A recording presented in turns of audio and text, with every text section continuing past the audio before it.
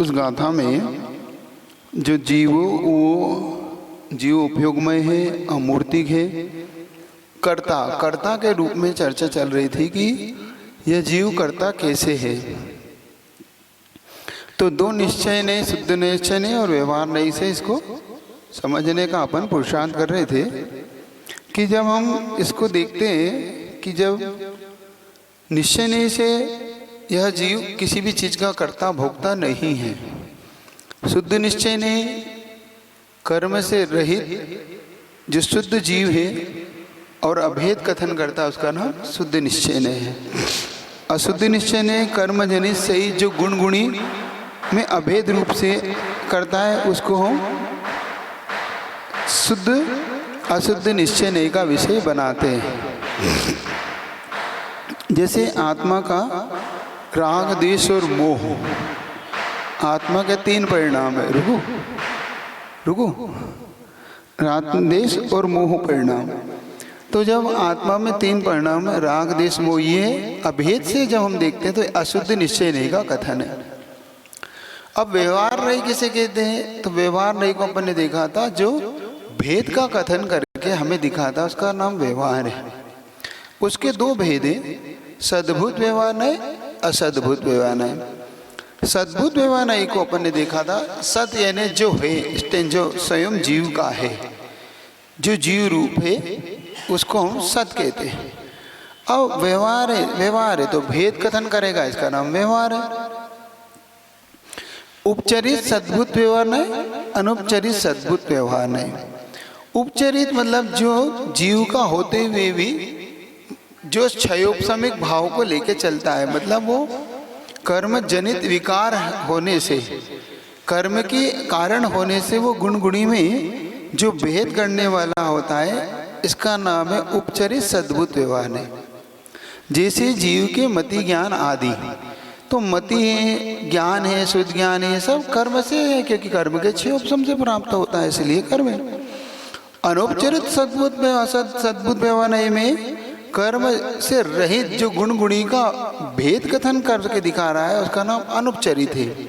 जैसे जीव का केवल ज्ञान, तो केवल ज्ञान शुद्ध होने से जीव का और कर्मों से रहित होने से, आत्मा कहें, जीव कहें, ये सब एकार्थवाच्य के अपने लिए, जीव है, आत्मा है, सोल है, ये सब चेतन है, उपयोग है ना, ज्ञान दर्शन में, इनको हम एकार्थवाचक लेके चलते हैं। अब इस प्रकार से उपचरित सद्भुत व्यवहार है और अनुपचरित। उपचरित यानी जीव से भिन्न होते हुए कर्म से सहित होने के कारण सद्भुत, इसलिए कि वो जीव का अपना निजी है, और व्यवहार इसलिए कि भेद कथन कर रहा है, बस सीधा सीधा। और अनुपचित इसलिए कि जीव का होते हुए कर्म से रहित है, और सद्भुत इसलिए कि जीव का है, और व्यवहार इसलिए कि भेद करके दिखा रहा है। अब हम चलते असद्भुत व्यवहार नहीं पे। भिन्न वस्तु को जो हमसे बिल्कुल भिन्न है, ये अभिन्न है, ज्ञान दर्शन वीर, ये सुख जो कुछ है ये जीव से अभिन्न है, मतलब भिन्न नहीं किया जा सकता इनको। क्या ज्ञान को जीव से अलग किया जा सकता है? क्या दर्शन को जीव से अलग किया जा सकता? नहीं। क्यों? क्योंकि अगर कर दिया तो फिर तो वो जीव ही समाप्त हो जाएगा, वो जीव ही नहीं बचेगा, इसलिए। और जहाँ पे असद्भुत का कथन करेंगे, ये जीव से बिल्कुल भिन्न पदार्थ को अपना कहना। अब यहाँ पे देखो समझ में आएगा कि कर्ता भोक्ता हम कैसे हैं। जो हम इसमें कर्ता भोक्ता शब्द पढ़ रहे हैं, वो हमारा कर्ता भोक्ता हम कैसे बने। जो भिन्न वस्तु को ग्रहण करने वाला असद्भुत व्यवहार नहीं कहता। असद्भुत किसे कहते हैं? जो जीव से बिल्कुल भिन्न है, उस वस्तु को भिन्न ग्रहण कहता है। जैसे मेरे मकान, मेरा शरीर, मेरे पुत्र, मेरी स्त्री, मेरे बच्चे, ये कैसे ग्रहण करते हैं आप? असद्भुत व्यवहार नहीं की अपेक्षा से। क्योंकि असद्भुत व्यवहार नहीं को अगर नहीं मानोगे तो लोक व्यवहार ही गौण हो जाएगा, आपको लोक व्यवहार नहीं चला पाओगे। कैसे कहोगे कि ये मेरा पति है, कैसे कहोगे ये मेरा पुत्र है, कैसे कहोगे ये मेरी दुकान है, ये मेरी मकान है। अगर आपका नहीं है तो फिर कोई भी ले लेगा, और कहते हो तो मिथ्या दृष्टि हो कि तुम्हारा है ही नहीं वो। देखो दो बात है ना, जैन दर्शन ने तुमने कह दिया कि ये तो मेरा है ही नहीं, नहीं है तो फिर मेरा है, किसी का कोई नहीं कहता। जब आपका नहीं है तो हमने ले लिया, आपको दिक्कत क्या है? जब आप ये कह रहे हो पुद्गल से जीव अलग है तो ये अलग है तो ठीक है, आपका नहीं है तो हम ले रहे हैं। अरे आप नहीं ले सकते, फिर ले कैसे? आप कैसे कह रहे हो अपना है तो कहो मेरा है। लोक व्यवहार तो चलाना है आपको, नहीं तो आप ये कहते हो पेन मेरा है, घड़ी मेरी है, वो कह रहे आपकी है ही नहीं, आप तो जीव हैं और ये तो पुद्गल है। इसलिए तो लोक व्यवहार चलाने के लिए व्यवहार का जब हम आलम्बन लेते हैं व्यवहार का, तो उस व्यवहार को हम जैन दर्शन में कैसे घटाया जाता है। हमारे इसीलिए भी कोई भी चीज़ मिथ्या नहीं होती। क्या नहीं होती? मिथ्या। मिथ्या अगर हो जाए तो सब कुछ हमारे यहाँ मिथ्या हो जाए, गड़बड़ हो जाए। सुन रहे हैं आप लोग? जैसे जैन दर्शन हमारा क्यों समीचीन है और अन्य दर्शन क्यों मिथ्या होता है। देखो, जैन दर्शन की सबसे बड़ी खासियत है वो अनेकांत को सपोर्ट करता है, अन्य दर्शन एकांत की ओर सपोर्ट करता है। अनेकांत में क्या होता है, जब हम अनेकांत की ओर जाते हैं तो हमने कहा ना, हम स्याद का उपयोग करते हैं। स्याद यानी कथनचित, ये चीज किसी अपेक्षा से। जब हमने अपेक्षा लगा दी तो वही कथन समीचीन हो जाता है, और जहाँ पे ये ही लगा दिया वही कथन मिथ्या हो जाता है। आचार्य भगवान कहते हैं ही और भी दो चीज होती, ही और भी। अब ही लगते ही ऐसा ही है, ही लगते ही वो मिथ्या हो गया। क्यों? कि आपने कह दिया ये बेटा ही है, तो वो पिता नहीं है, वो भाई नहीं है, और कुछ नहीं है, फिर ही लग गया आपका। जबकि ऐसा तो है नहीं, वो किसी अपेक्षा से बेटा है, किसी अपेक्षा से भाई है, किसी अपेक्षा से पिता है, किसी अपेक्षा से और कुछ है। तो ये ही और भी में यही आचार्य से कहते ही से भी की ओर, ही लगा देते ना, ऐसा ही है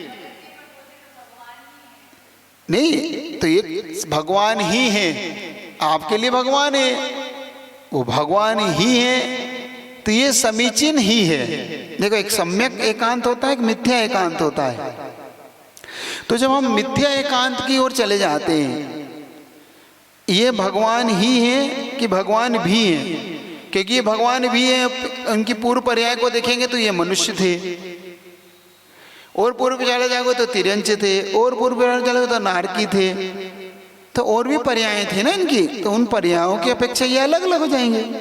ऐसा भी है, ये ऐसे भी थे, ये ऐसे भी हैं, ये ऐसे भी होंगे, और फिर ये सिद्ध हैं तो सिद्ध हो गए, अरिहंत थे फिर सिद्ध हो गए। तो इनमें आपको डिफरेंस करना पड़ेगा ना, अलग अलग चीज को समझने का यही जैन सिद्धांत इसलिए अपने आप में बहुत कीमती है।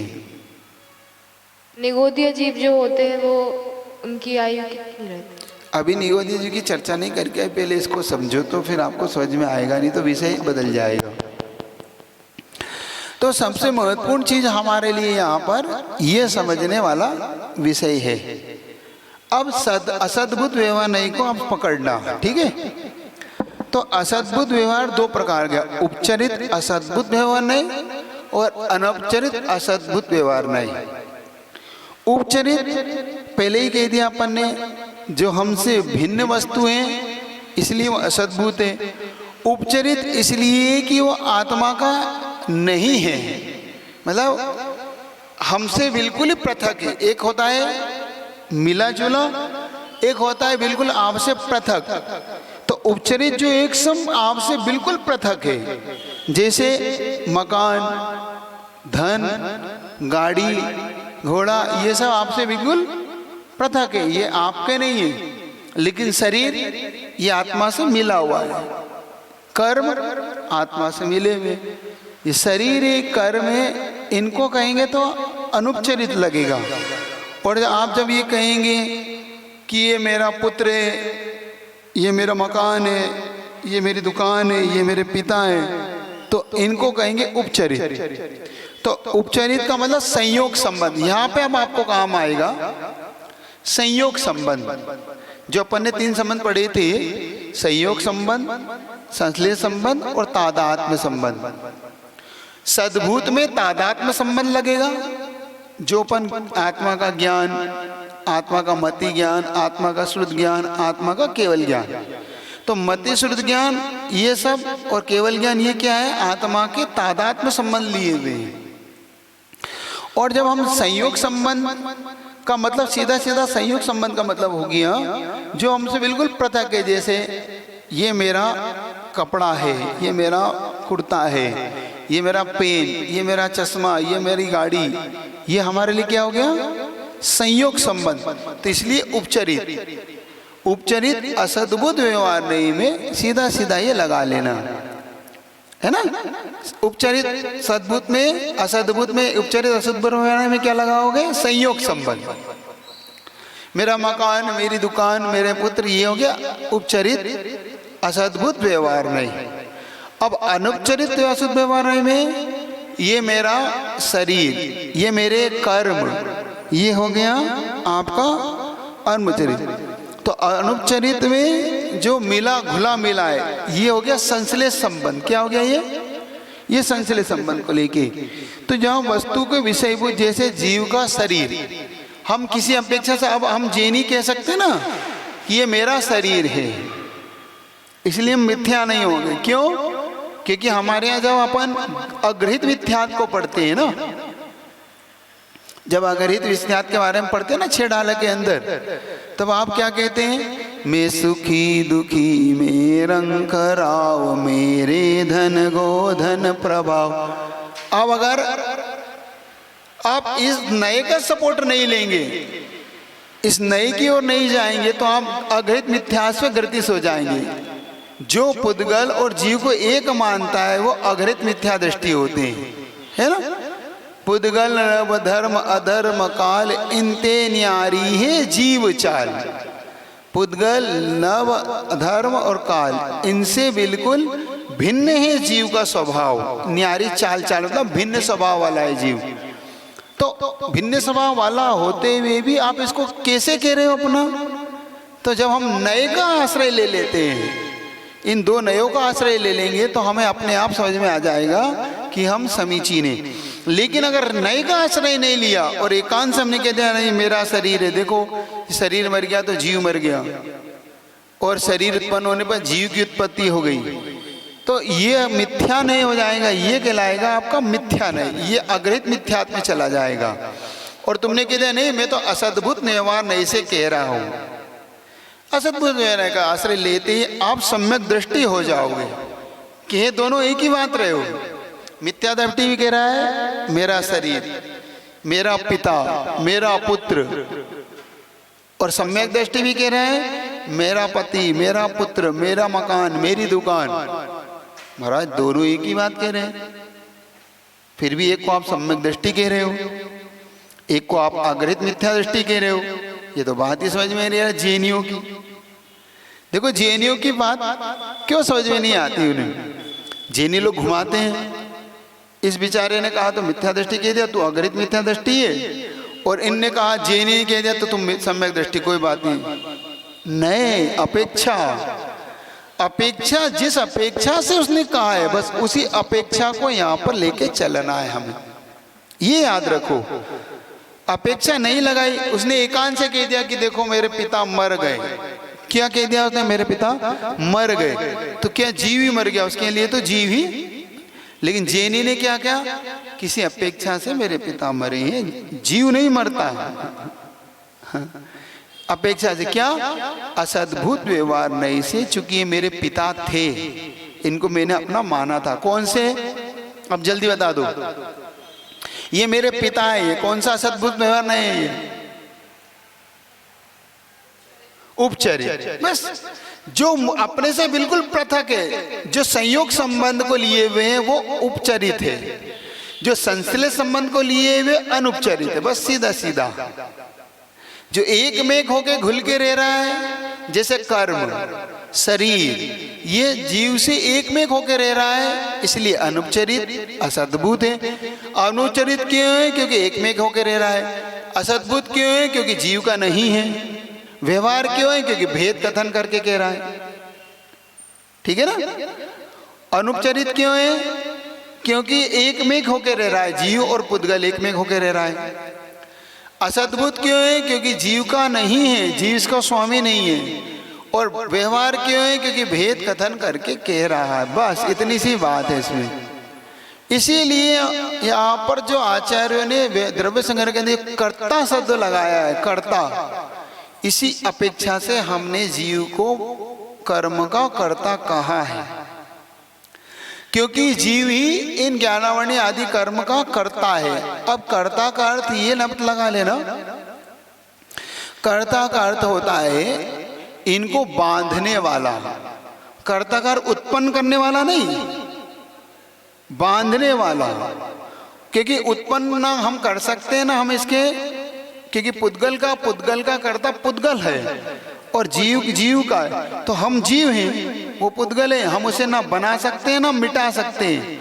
लेकिन उनकी प्रकृतियों से आत्मा को बांधने में जो संयोग बना, इसलिए हमने कर्ता कहा। वहां पे कर्ता क्यों कहा महाराज?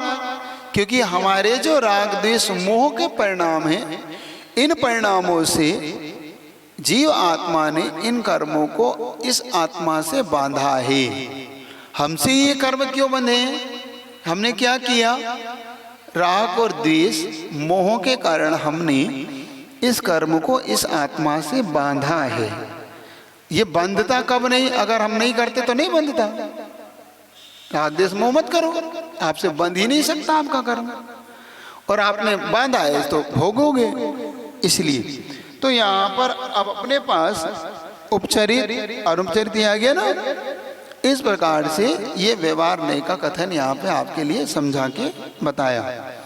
तो अमुद्दी कत्ता, कत्ता का मतलब हुआ जीव इन पुद्गल कर्मों का करता है। किस अपेक्षा से? असद्भुत व्यवहार नहीं की अपेक्षा से। बस सब सीधा सीधा आपको आ गया होगा, और एक बार आपको रटना पड़ेगा तो थोड़ा आपके दिमाग में बैठ जाएगा। हम किस अपेक्षा से हैं? व्यवहार नहीं से। हम इन कर्मों के कर्ता किस अपेक्षा से हैं? व्यवहार से। व्यवहार से हम इन कर्मों के, सीटी मार रहा, ओम ओम, व्यवहार से हम इस कर्म के कर्ता हैं। निश्चय से ना हम करता है ना भोगता है, न बंधे न मोक्ष है, कुछ भी नहीं है। व्यवहार से ही हम कर्म से बंधते हैं और व्यवहार से ही हम कर्म से छूटते हैं। हमने तप किया, हमने साधना की, ये सब व्यवहार है। निश्चय से ना बंधे ना अच्छा है ना बुरा है, कुछ भी राग देश कुछ। तो कत्ता सदैव परिणाम हो। अब हम कितने परिणाम हैं? देह के बराबर। हमारी आत्मा कितनी है? जिस देह में उतनी। पानी रे पानी तरंग कैसा, जहां जाए जैसा। पानी का आकार कैसा हो जाता है? जिस बर्तन में जाता है उस बर्तन के आकार का पानी हो जाता है। घड़े में जाता है तो घड़े का आकार ले लेता है, टंकी में जाता है तो टंकी का आकार ले लेता है, पाइप में जाता है तो पाइप का आकार ले लेता है। पानी का कोई अलग से कोई तो परिणाम नहीं होता ना। ऐसे ही जीव का कैसा होता है? चींटी में जाता है तो चींटी के आकार का हो जाता है, हाथी में जाता है तो हाथी के आकार का हो जाता है। महाराज इतनी सी चींटी और हाथी में कैसे चली गई? और इतना बड़ा हाथी का शरीर से निकली हुई आत्मा इस चींटी में कैसे समा गई? है ना। प्रदेश संहार विसर्पाभ्यम प्रदीपवत। प्रदेशों का विस्तार और संकोच स्वभाव वाला है। जैसे उदाहरण के लिए प्रदीप मतलब दीपक। दीपक को हम जब रख देते हैं तो यहाँ रख देंगे तो इस पूरे हाल में प्रकाश फैल जाएगा, और उसी दीपक को किसी डब्बे में किसी बंद कर देंगे तो उसका प्रकाश डब्बे में रह जाएगा। रह जाता है कि नहीं? बस तो प्रदीप विस्तार और संकोच, ऐसे ही आत्मा में विस्तार और संकोच स्वभाव वाली है। जिस पर्याय में जाती है, जिस शरीर को धारण करती है, उस शरीर के बराबर अपनी आत्मा के प्रदेशों को फैला लेती है और संकोचित कर लेती है, सीधा सीधा जैसे प्रकाश के समान। देह का परिमाण इतना, तो सदेह परिणामों स यानी वह देह जो देह मिली है उसके बराबर, सीधा सीधा इसका सिद्धांत है। तो ये संसार, अब अपने को समझ में आया। भोक्ता तो कत्ता सदेह परिमाणु, अपनी देह के परिमाण वाला है। कुछ पूछना, कुछ पूछना तो नहीं है किसी को? अपनी देह वाला समझ में आ गया आपको? जितनी देह होगी उस परिणाम के परिमाण वाला यह आत्मा अपने परिणाम को, जैसा अपन जिसमें जैसा रखेंगे वैसा परिमाण वाला हो जाता है, सीधा सीधा उसमें रखो। जैसे एक और उदाहरण पूज्य गुरुदेव ने दिया कि मान लो नीलमणि होती है, नीलमणि, नीलमणि को अगर दूध के किसी एक कटोरे में रख दो, मूंगफली के बनावट भी वो नीलमणि हो, तो पूरे दूध नीला नीला दिखने लगता है। वो नीलमणि का एक सबसे बड़ा स्वभाव है। तो वो अब दूध कैसा हो गया? पूरा नील, और मणि निकाल दी तो पूरा दूध, तो मणि का कलर अब पहले 5 लीटर दूध में समा गया था, अब बाहर आया तो इतने से चना के बराबर रह गए। ऐसे ही आत्मा भी ऐसे होता है। इस प्रकार से हमारे यहाँ पर जैसे पानी है, नीलमणि जो उदाहरण दी है, और जैसे प्रदीप, जैसे प्रकाश। आपके यहाँ कभी कभी बहुत बड़े बड़े हेलोजन लगे रहते हैं, एक कमरे में लगे रहते तो कमरे में उसका प्रकाश, दरवाजा लगा तो बाहर नहीं जाता, और एक बड़े हॉल में लगा दो तो पूरे हॉल में फैल जाता उसका प्रकाश। इस प्रकार से आत्मा का संकोच विस्तार। अब करता, अब फिर भोक्ता।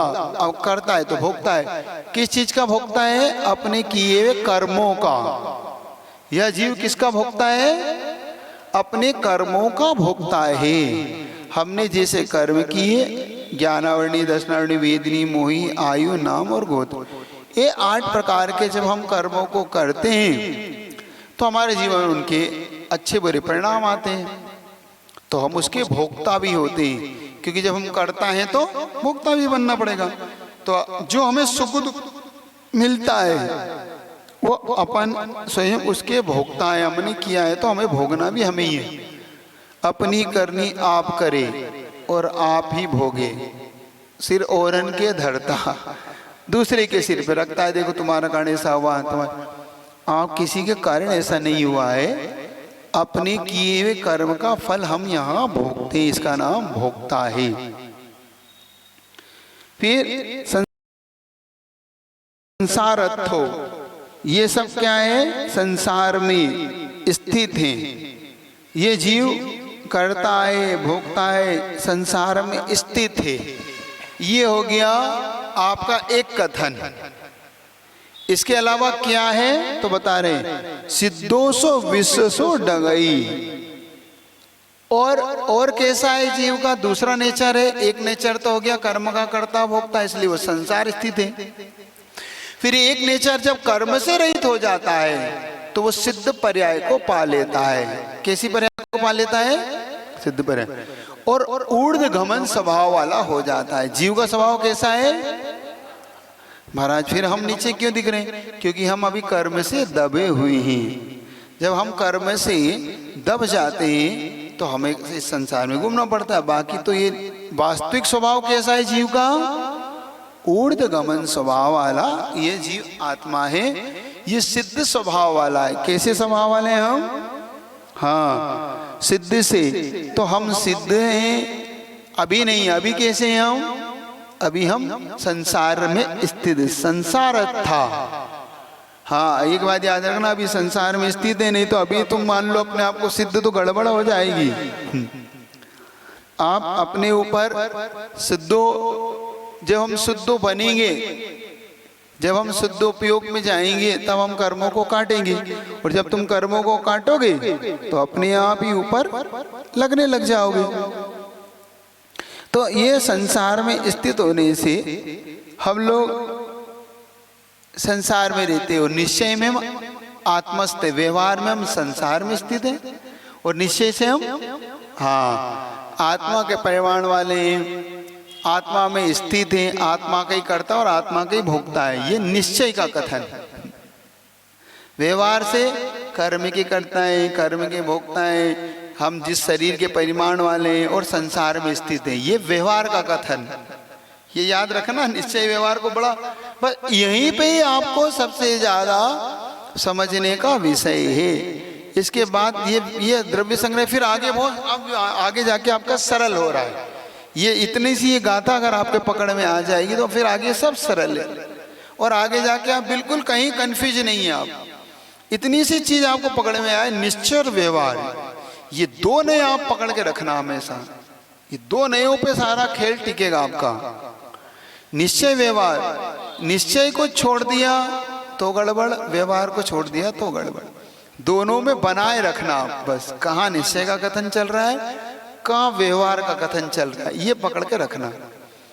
कुछ लोग एकांत से निश्चय को पकड़ लेते, कुछ लोग व्यवहार से एकांत पकड़ ले, दोनों ही डूबते हैं। फिर ना निश्चय वाला तीरता है ना व्यवहार वाला। जो दोनों में मैत्री बना के रखता है वो टिक पाता है यहाँ पर। तो विश्व संसारत्व, यदि हम आप देखें तो निश्चय से स्वदल स्वक्षेत्र काल में ही रहते हैं, और व्यवहार से हम इस संसार में परदर प्रक्षेत्र काल की अपेक्षा से हम बने रहते हैं। सिद्ध, तो जीव का स्वरूप कैसा है, सिद्ध होने का है। हमारा स्वरूप कैसा है, होने का है, सिद्ध नहीं है हम। यहाँ पे नहीं, हमारा देखो हमारा स्पष्ट का है सिद्ध है, ऊर्ध्व नहीं। जब तक हम अपने स्वरूप को और नहीं लाएंगे तब हम कैसे सिद्ध बनेंगे। और विश्व से डगई मतलब स्वभाव से ऊर्ध्वमन गति करने वाला है। धीरे धीरे इस प्रकार से यहाँ पर ये गाथा का आपका पूरा हो जाता है। आगे इसमें कुछ ऐसी व्यवस्था है जो आपको खुद अपने आप समझ में आएगी, तो आप इसकी पुस्तकों को और मंगवा लेना, है ना। क्योंकि जब तक हम अपने आप को नहीं समझेंगे तब तक इसको भी आप नहीं समझ पाएंगे। बहुत अच्छा है ये विषय, एक बार आप अपने आप से, तो फिर से एक बार उस गाथा को बता देता हूँ। जीव वो गमो, जीव उपयोग स्वभाव वाला है, अमूर्ति अमूर्तिक है, कर्ता करता है, किसका, हाँ कर्मों का करता है। सदेह परिमाणो, जिस देह में रहता है उस देह के परिमाण वाला है। भोक्ता, ये कर्मों का भोक्ता भी है। संसार, तो ये संसार में स्थित है। सिद्धो, ये सिद्ध के स्वभाव होने वाला है, सिद्ध के स्वभाव इसके अंदर आ सकता है। विश्व से डगई मतलब ऊर्ध्व स्वभाव वाला होता है। इस प्रकार से यह जीव अलग अलग अपने स्वभाव को और इतने कर्ता भोक्ता होकर ये इस प्रकार से बनेगा। महाराज जी, निश्चय व्यवहार और संसारी व्यवहार एक बार बता दीजिए। निश्चय, निश्चय का दो भेद कर लीजिएगा, शुद्ध निश्चय ने अशुद्ध निश्चय ने।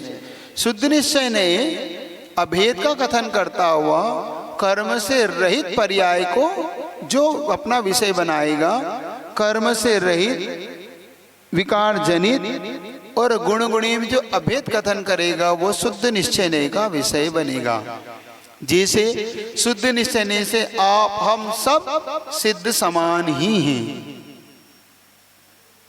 अशुद्ध निश्चय कर्म जनित गुण गुणी में अभेद रूप से भेद करके मतलब अभेद रूप से कथन करके दिखाएगा। जैसे हम मनुष्य हैं, तिरंच हैं, मति ज्ञान है, शुद्ध ज्ञान से सहित, तो ये हमारे के लिए राग देश मोह के हम जो कर्ता और भोक्ता हैं ये अशुद्ध निश्चय नय से है। व्यवहार नय से हम कर्मों के कर्ता हैं और अशुद्ध निश्चय नय से हम राग द्वेष के कर्ता हैं। ये याद रखना दो चीजें, हाँ यहाँ उलझना नहीं। ये क्या राग आदि भाव के करता, राग द्वेष मोह के करता है, क्योंकि ये आत्मा के द्वारा है और जो ज्ञानावरणी दशा करने ये पुद्गल कर्म है, तो हम व्यवहार से इसके करता है इसलिए। और राग देश मोह परिणाम ये आत्मा से उत्पन्न होने वाले, इसलिए अशुद्ध निश्चय नहीं से हम इसके करता है। ये दो चीज इस प्रकार से सिद्ध समान है। अब व्यवहार नहीं के दो भेद कर लीजिएगा, सद्भुत व्यवहार नहीं, असद्भुत व्यवहार नहीं। सद्भुत व्यवहार नहीं के दो भेद, उपचरित सद्भुत व्यवहार नहीं, अनुपचरित सद्भुत व्यवहार नहीं। असद्भुत के दो व्यवहार दो का निश्चय कर लीजिएगा। उपचरित असद्भुत व्यवहार है और अनुपचित असद व्यवहार। इस प्रकार से आपका ये इस गाथा का विषय हुआ। कल नई गाथा को अपन देखेंगे। चलिएगा इतनी रख लेते हैं इस गाथा, अगले इष्टोपदेश का आपकी क्लास को शुरू करें।